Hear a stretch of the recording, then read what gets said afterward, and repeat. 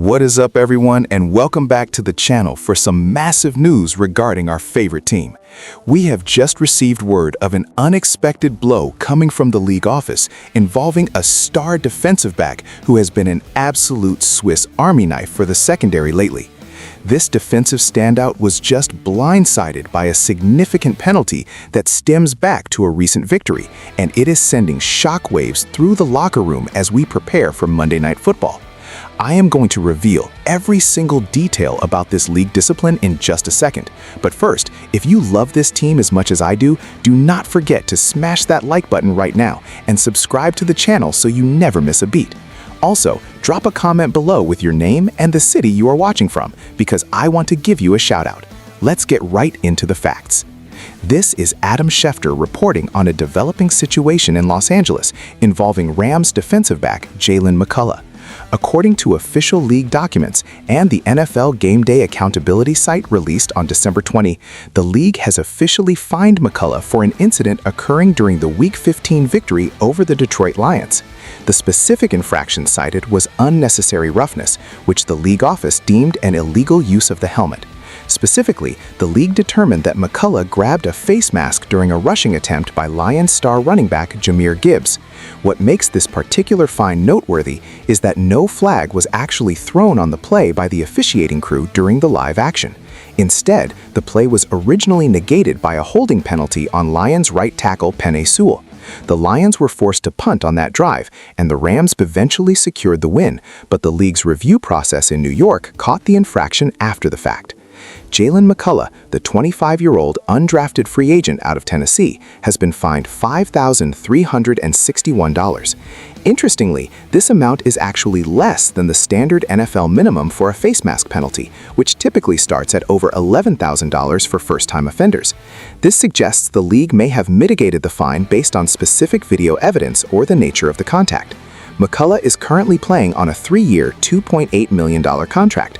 So while this fine is relatively small compared to veteran superstar contracts, it represents a significant piece of a weekly game check for a young player still establishing himself in the league. This is the 8th fine levied against a Rams player this season, joining a list that includes rookie Braden Fisk, Byron Young, Kobe Durant, Davis Allen, Cameron Kinchens, Quentin Lake, and Tyler Higbee. Discipline has been a recurring theme for this roster, with fines appearing in weeks 3, 7, 9, 11, 13, and now 15.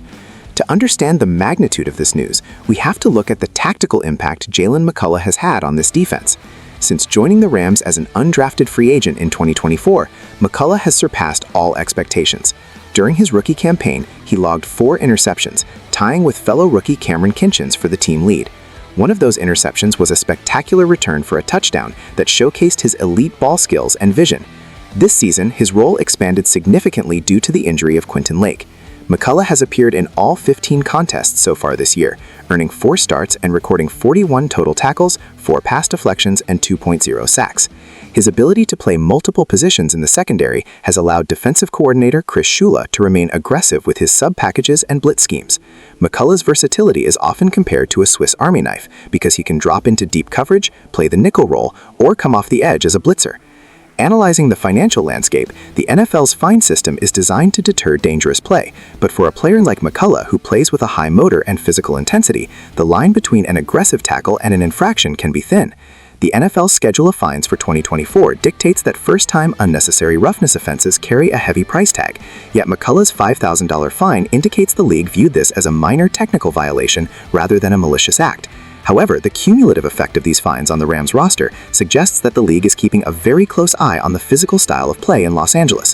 When we look at the historical context, the Rams have always been a team that pushes the envelope of physicality under Sean McVay, but the secondary has been particularly scrutinized this year. Comparing this to the recent suspension of Seahawks edge defender Derek Hall, who was sidelined for a game after stepping on Rams guard Kevin Dotson, we see the league is becoming increasingly proactive in using post-game video review to enforce player safety rules. From a scouting perspective, McCullough's rise from an undrafted prospect to a reliable starter is a testament to the Rams scouting department and their ability to find gems in the late rounds and undrafted pool. At Tennessee, McCullough was known for his durability and football IQ, starting a school record number of games.